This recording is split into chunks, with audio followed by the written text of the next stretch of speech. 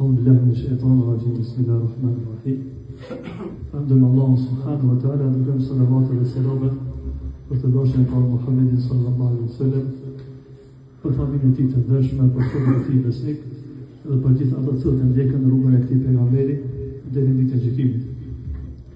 Dhe të dashur, muaji i Ramazanit dallohet me dy ibadete. Ibadeti ditor dhe ibadeti i natës gjatë muajit Ramazanit. Ibadeti gjatë ditës është agjerimi. Kurse ibadeti gjatë natës muajin e Ramazanit është qiyami. Pra është taravia, gjuhën tonë. Nësi më thonë, njëri për djetarëve thotë, besimtari gjatë muajit Ramazanit për dy gjihade. Gjihadi i ditës dhe gjihadi i natës. Gjihadi i ditës është për qëllim agjerimi, kurse gjihadi i ditës është për qëllim, më thonë, qiyami.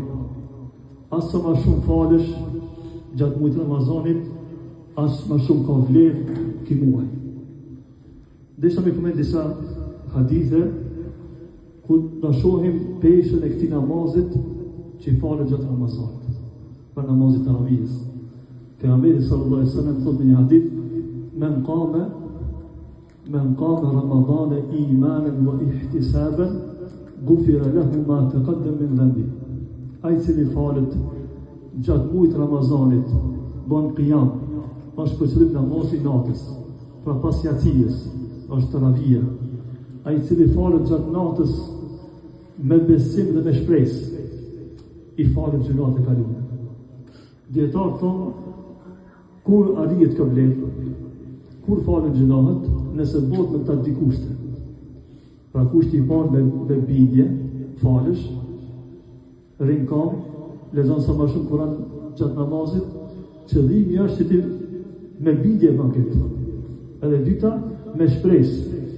Çka është shpresa këtë rast? Shpreson shpërblimet që i ka ky namaz. Kush e bën këtë namaz me këto dy kushte, çka është shpërblimi i kësaj? Është falja e mëkateve. Allah na mëson dhe na fa Zoti subhanahu wa taala mëkatet me këtë ibadet që bëjmë. Çështja e dytë që do të përmendem, është dashur, qiyami, namazi i natës, nuk është sunet vetëm për Ramazan. Është sunet edhe jashtë Ramazanit. Bile, në fillim të Islamit, namazi i natës ka qenë obligim për pejgamberin sa dhe për sahabët. Është ajeti kuranor ku Allah thotë: Ja eyyuhal muzammil qum al-layla illa qalila nisfahu aw inqus minhu qalila. Janë disa ajete. Në këta ajete thotë Aisha radhiyallahu anha, thotë një vit e kena pas namazin e natës. Një vit është falë pejgamberi sa bashkë me sahabët është falë natën. Edhe thotë Aisha radhiyallahu anha, thotë pas një vitit Zoti e ngriti këtë dispozit. Edhe mbet namazi i natës sunet për besimtarët, edhe vazhdoi të jetë farz për pejgamberin e Islamit. Kështu desha në përmend një urtësi. Pse në fillim të Islamit u bë farz namazi i natës? Nga se namazi i natës ta ndrejtë raportin me Zotin. Një mu qu natën mu falë, ku tjerë se shohin, kjo aludon e sinceritet. Aludon që e shqinon vazhdin e Zotit. Për të arsye në fillim ishte farz për sahabët dhe pejgamberin namazi i natës. Kurse elhamdulillah që mbet sunet, edhe Allah nuk na ngarkoi më tepër. Që desha me përmendë disa mesele sa i përket namazit taravis. Dhe së dashur namazit taravijës, ulemat thonë që është sunet i fortë. Sunet muakkede. Pse sunet i fortë? Nga se ka thënë 3 natë rresht azë ka falë namazin taravijës.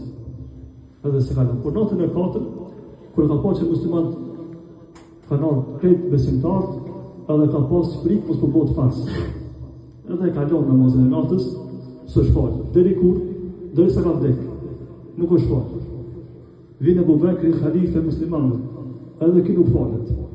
Kur vjen Omer radhiyallahu anhu, i sheh sahabët duke falë xhami të shpërndarur, duke shmeri qash i falë 2-3 vete, duke shpalët vetë, duke shma pak, duke ma shumë, edhe e kanë gjallë një sunet që ishte në fillim. Edhe çka bëri? I bashkoi sahabët me një imam. Edhe ka rivajete që ka falë 8 recate dhe 3, edhe ka rivajete që ka falë 20 recate. Por e kanë falë kadale. E kanë dhënë hakin rukujës, e kanë dhënë hakin sejdës, më dhënë qëllimi këto është. Ibn Taymija rahimullah thot, nuk është qëllimi të numri recate, por qëllimi është mi falë tamam çato recate. Edhe 4 fali, ama fali mirë. Banë tamam rukujën, banë tamam sejdën, edhe fali dhe më shumë se 8. Por qëllimi është mi falë mirë. Kjo është një meselë. Meselë tjetër është mirë dhe sunet. Nëse ke hyrë në xhami ose ke hyrë diku në falësh me imam, mendoj deri në fund. Pse kjo? Është përmend me një hadith, që nëse ka thënë men qama ma'a al-imam, kush falet bashkë me imamin, hatta yansarif, deri sa të kryejë imami. E fillon me imam dhe mbaron me imam. Kutiba lahu qiyamu lejla. I shkruhet atij sikur është falë tër natën. Këto është një vlerë veçantë. Nëse aty ku gjinesh, i xhami i fal 20 recat imami 20 falë. I fal xhamatit te deri në fund të rejtë. Nëse shpërblimi është sikur mu fal tër natën. Pra kjo një këshillë për neve, nëse fillojmë me faljen e vet, aty mund ta plotësojmë namazin deri në fund. Pra kjo është një ndër veçoritë e muajit Ramazanit, pijami që bëhet në këtë ditë. Ibadeti natës, përgjithësi, më thonë, është ibadet i veçantë.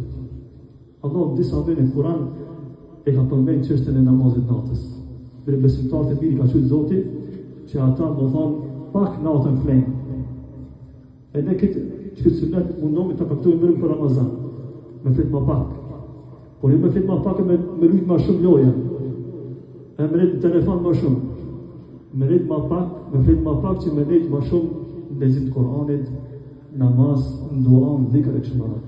Allah në bëhë për tyre dhe lusë Allah s.w.t. që Zotë në mëson të arrimi këta vlera e sidomos faljen e gjunave. Vazhdojmë me namazin e tarawih.